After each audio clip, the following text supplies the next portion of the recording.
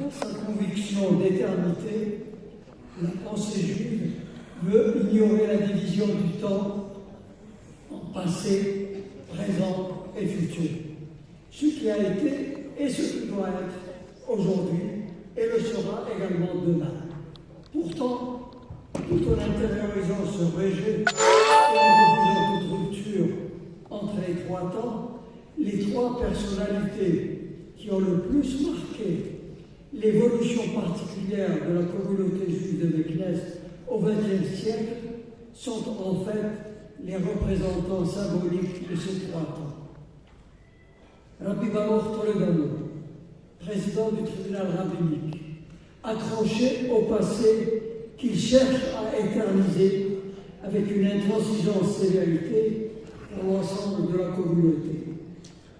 Rabbi Yosef Messas, membre du tribunal rabbinique, plus souple, plus avenant, plus attentif aux préoccupations quotidiennes concrètes des membres de la communauté et plus disposé à affronter les défis du présent.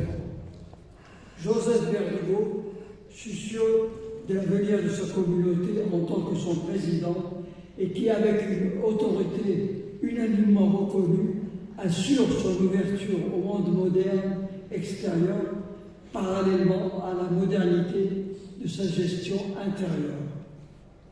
Si les conceptions du monde divergentes et en fait complémentaires ont peut-être ralenti le rythme de la modernisation de la communauté en comparaison avec les autres grandes communautés, elle a gagné en harmonie ce qu'elle a perdu en rapidité, préservant plus longtemps qu'ailleurs la cohésion intérieure de la communauté sans rupture avec la tradition. Rabbi Baruch Toledano est né en 1889, décédé en 1971. Descendant, comme son nom l'indique, qui signifie originaire de Tolède, d'une grande famille d'expulsés d'Espagne, arrivé tardivement en Meknès, non avec la masse des expulsés en 1792, mais en 1565, et qui, depuis jusqu'à nos jours, a dominé la vie religieuse de la communauté. Ces deux maîtres furent Rabbi Haïm Messas et Rabbi Haïm Bergamo. Il fut également très fortement influencé par les réformes révolutionnaires introduites dans l'enseignement de la Torah par le mystérieux émissaire venu d'Europe, Rabbi Ze'ev Rapelli, au cours de son bref séjour à Meknès entre 1912 et 1914. Exemple unique au XXe siècle, il succéda à son père Rabbi Yaakov au tribunal rabbinique en 1932. Il accéda à sa présidence en 1941 avec le départ de Rabbi Yoshua Berdugo pour la présidence du haut tribunal rabbinique de Rabat, et il resta à ce poste jusqu'à son départ en 1963 en Israël et s'installa dans la ville ultra-orthodoxe de Bnei Brak. Loin de se cantonner à sa fonction officielle de magistrat, de rabbin-juge, il entendait diriger toute la vie de la communauté au prix de l'heure avec le comité de la communauté et son président non moins autoritaire. Grâce au don d'un philanthrope de Casablanca, Meir Toledano, il fonda sa propre synagogue, son action ne se limitant jamais à la frontière de Meknès. Il fonda à la fin de 1940 une yeshiva pour les enfants du village du sud du Maroc, avec un Shalom Messas, alors directeur du Talmud Torah, et le soutien du comité de la communauté. Il fonde la première et dernière yeshiva supérieure pour l'élite du Talmidei Hachamim, Keter Torah. Les cours dirigés par le grand talmudiste Rabbi Yitzhak Sepal se demandent à la synagogue de Rabbi Baruch.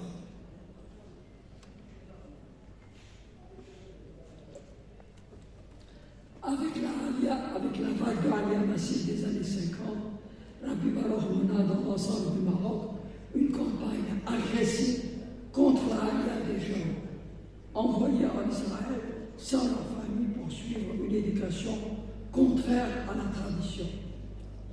Il estimait que dans les instances actuelles, l'éloignement de la pratique religieuse, il était préférable pour la communauté, pour préserver sa communauté interne, de rester au Maroc. Auteur d'un poème d'hommage à la Torah, chanté dans toutes les communautés séfarades, Ashorer Shira Lechod Torah, et après ça, il y a en Israël un abrégé de halakha selon la tradition marocaine, Kitzur Shulchan Aruch.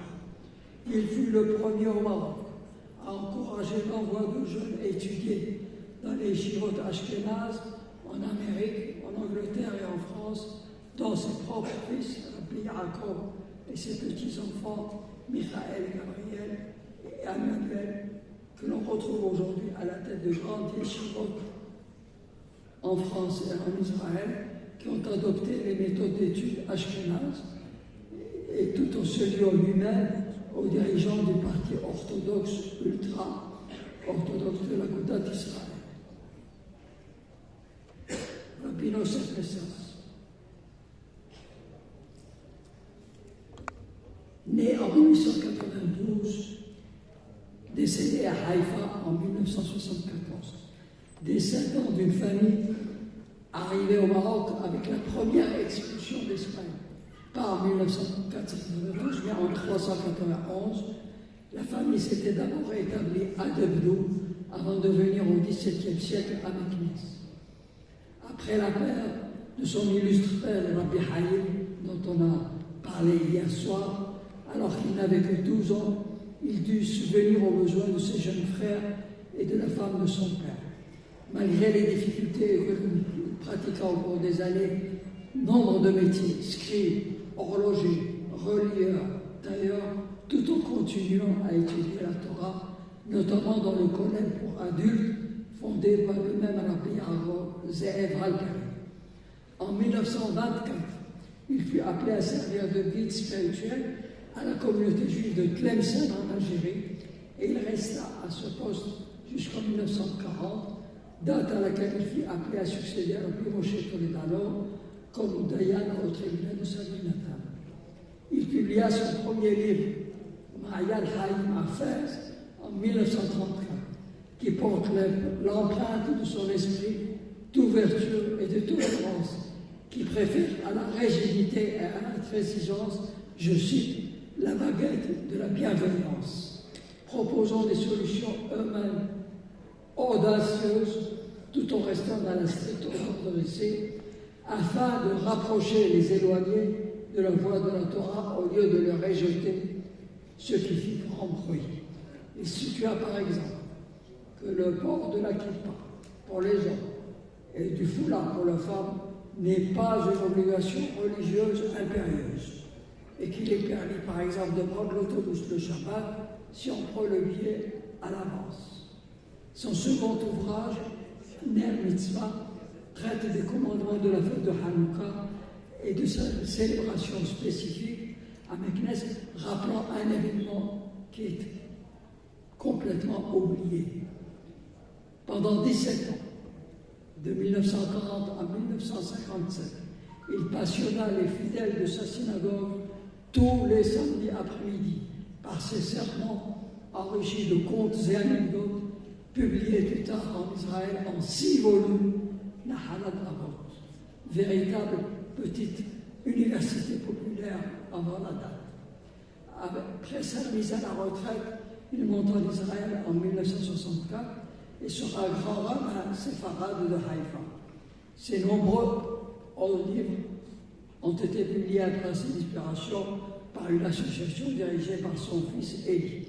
Le plus original est le recueil de son énorme correspondance en 3 volumes, Otsar al-Mirtavim, le trésor des lettres, à côté des questions et réponses classiques en matière de halakha. On y trouve l'histoire des communautés de Meknès et de Tlemcen, une chronique des événements de son époque, de l'arrivée des Français à Meknès à l'indépendance du Maroc, qui dénote un esprit scientifique et historique sans exemple, dont le rabbinat maghrébin contemporains qui font aujourd'hui l'objet d'études et de thèses de doctorat dans les universités israéliennes. Dans son livre Pédagogie juive en terre d'islam, le professeur Haïm Sofrani en a laissé un élogieux portrait.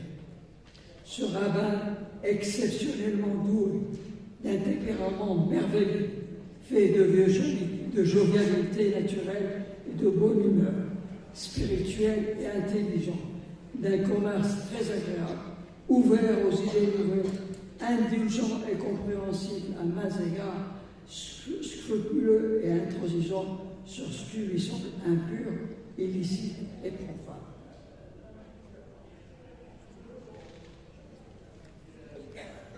Joseph Verdugo, 1899-1968, descendant d'une grande famille d'expulsés de la péninsule ibérique, sans doute du Portugal, puisqu'on dit que son patronyme ne serait que la déformation du mot Portugal, Portugal, Bordeaux,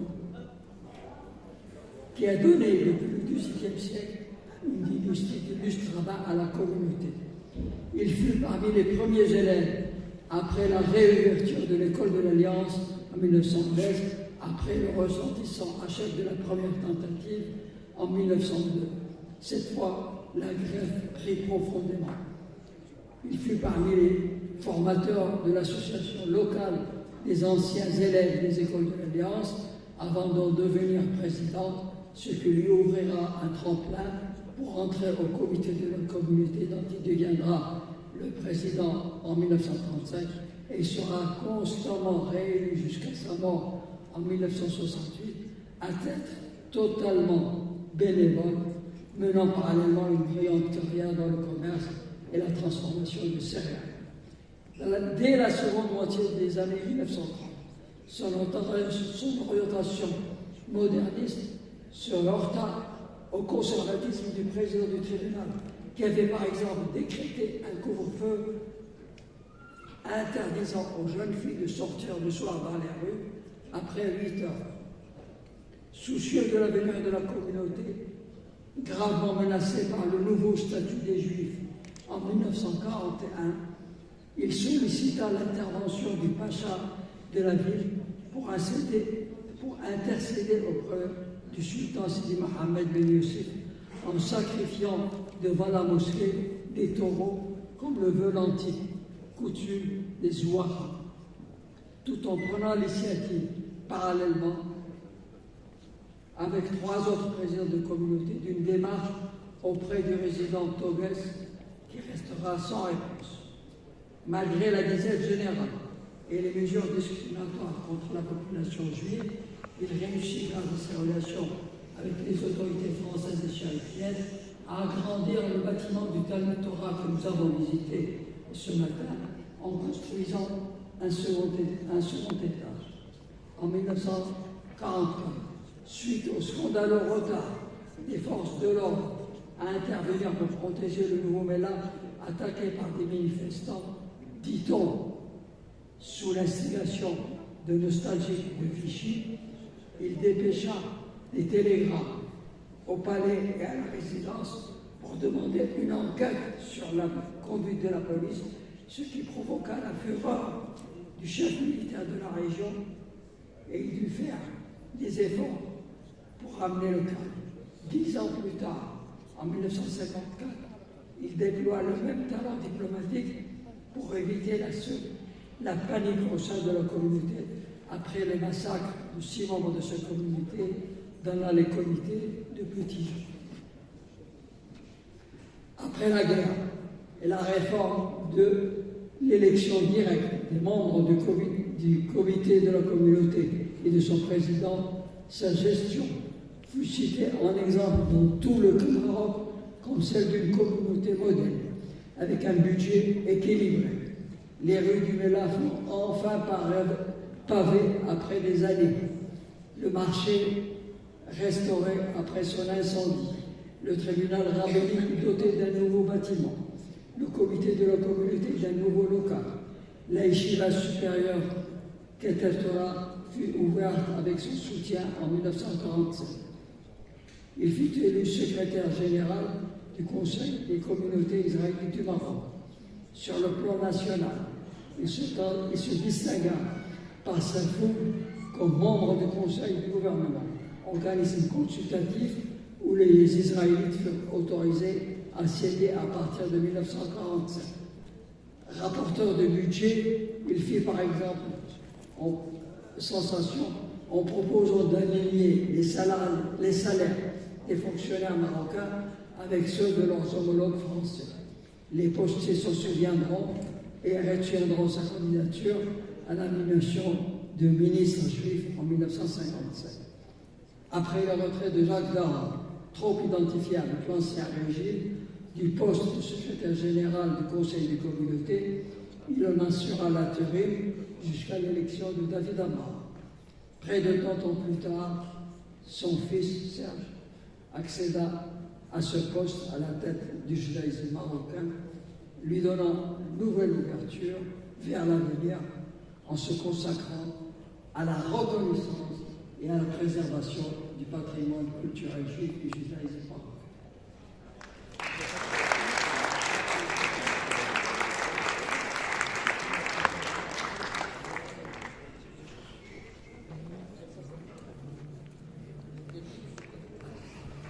Merci beaucoup, monsieur le secrétaire d'État.